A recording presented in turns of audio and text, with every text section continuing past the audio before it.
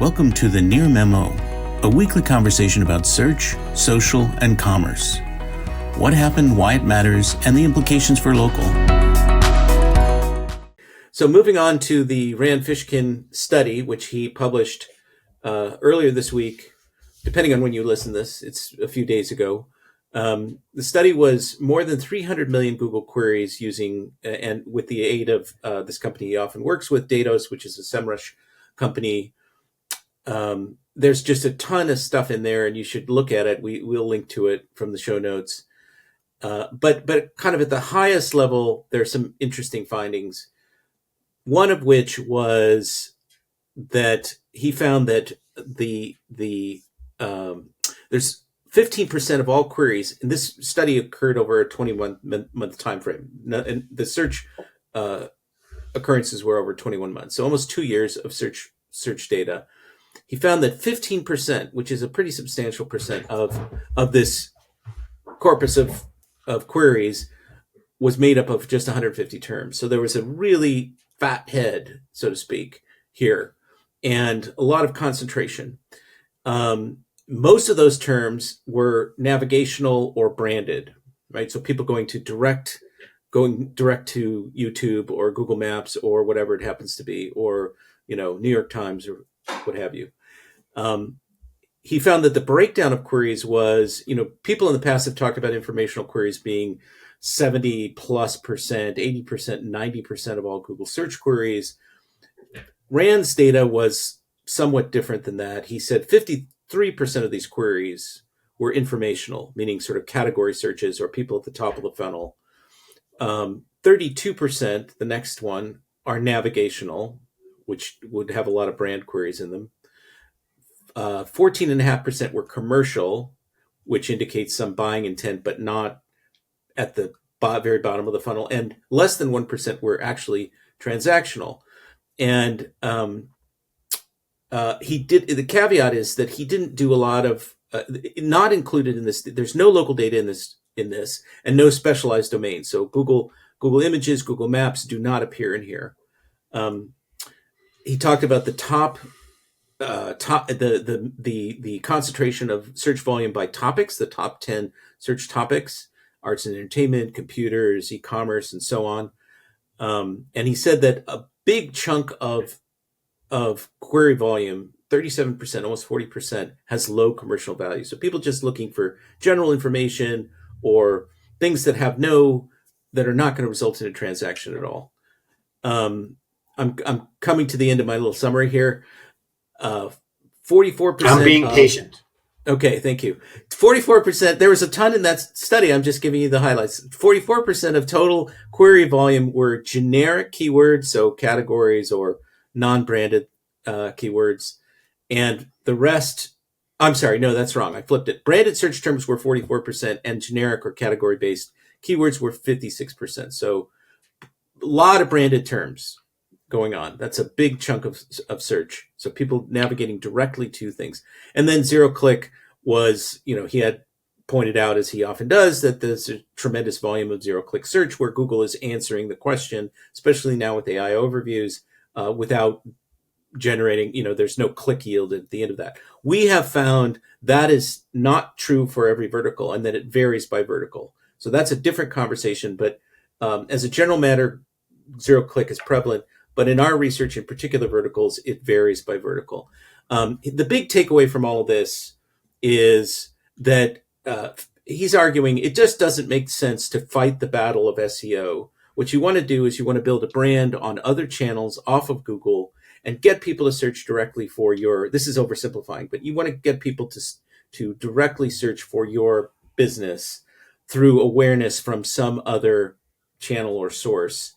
And then you're not going to be doing the sort of competitive thing, fighting in the mosh pit of SEO. There's a conversation we had earlier this week, or last week actually, with Crystal Horton, where we were talking about the impact of ads on clicks, and ads may be a way to generate some awareness or build branding that can then generate additional ranking or clicks from organic, but that's a kind of a separate conversation. And then the point that you would make, if I didn't make it first, Mike, is that Google is a a place where a lot of people go for recovery search. They hear about something, then they go to Google to learn more or to investigate. And, then if there's a transaction involved, they may go to somewhere else yet again to buy it, either to the source or to a third-party marketplace such as Amazon. Okay, end of lengthy summary. Yeah, I mean, it makes sense to me in that people are looking for the easiest path, and Google has become very good and has focused, as we could see with my naming topic, a lot on brand. I mean, essentially, Secundus Law Group, PC, Sexual Harassment, Employment Discrimination, Unpaid Overtime Law, Google perceives that name with the tagline as the brand effectively. So we see this in local a lot too, where this drives essentially branded search results. So it makes some amount of sense. It doesn't deny the fact that there are transactional benefits in local that occur in certain verticals where people book or, and local may be but a it's not separate. going to show up in this big research. The local may be an entirely separate case, because unlike maybe generic search where there may be more brand orientation there, people know fewer local brands. Like I told you, I couldn't remember the carpet cleaner. So I'm going to go to Google and I'm going to type in some category, best carpet cleaner, whatever, geography. And I'm going to get a set of three choices and then more if I go into the Finder. And that's the paradigm, I think, for local or best, whatever, Indian food near me. These searches are sort of compressed because you don't necessarily have a name in mind, but you need something. And so you're going to go to Maps or Google and the local pack, and you're going to do that category search, but you are ultimately going to make a choice. So it's a little bit of a different behavior pattern than we see in the RAND data. Right. I also think that this Google's focus on brand over the last 15 years, let's say, I mean, this increasingly desire, which is different than it used to be. Right. But I mean, Eric Schmidt said that brands are how you separate the cruft from the worst part of the internet from the better parts of the internet is by brand. I mean, Eric Schmidt said that in 2008 or 2009. Brand is a kind of proxy for quality in many people's minds. Right. And Google has focused on that. We can see that. We can see in the leaks the value of brand. Nav boost is what I was thinking of. Nav boost is what I was thinking of earlier. Yes. And whether it's done through ads, as you pointed out, doesn't matter. Google is going to monitor your time on that brand. And brand doesn't have to necessarily be as memorable. It has to be sticky for Google to recognize it, right? And so but it also makes Google vulnerable. It reduces their value to marketers to some extent, and it makes it easier to take searches, to cannibalize searches off the top. If brands are the primary way people are looking, it's easy for other companies, I think, particularly Apple, to add knowledge graphs in those areas that could take searches off the top, or ChatGPT or whoever is, going to be nipping at the heels of Google. Now, Rand also points out, though, that Google's search volume has stayed high. It's still the dominant search volume. So even though other places may be frequented, Google is used more frequently than other places, and which gives them an advantage of the habit of that. But it doesn't reduce their long-term vulnerability to having valuable searches sort of parsed away because their stuff is too hard to find. Like I went looking for, I didn't know a brand. I was looking for space heaters for my wife the other day. And I ended up going to Consumer Reports and The Wired and sort of arbitrating between the two to pick one that seemed to meet all the needs. Wirecutter, this is New York Times. Wirecutter, right? The Wirecutter. Yes, I think the Wirecutter. And I couldn't find squat on Google. I tried. I mean, over and over again. Wirecutter had a couple of recommendations that were pretty good, I thought. Yes, they did. Although, again, when you fact check it against Consumer Reports, you see why they might have or might not have won at Consumer Reports. So you end up making you try to split the difference or something, but you can't use Google for that anymore. So, it's fascinating to me that their focus on brand has to some extent reduced the value of the search results. Now, if most people are looking for brand, this brings us to your research, which is that I'm not ready to talk. Yeah, I'm not quite ready to talk about that yet. Oh, okay. Well, no, we'll talk about it in a minute. But okay. So I just wanted to talk about. I wanted to talk about the inefficiency of Google. Google, sort of there's this consensus, I think, or quasi consensus in the industry that it's become harder. This is kind of a segue.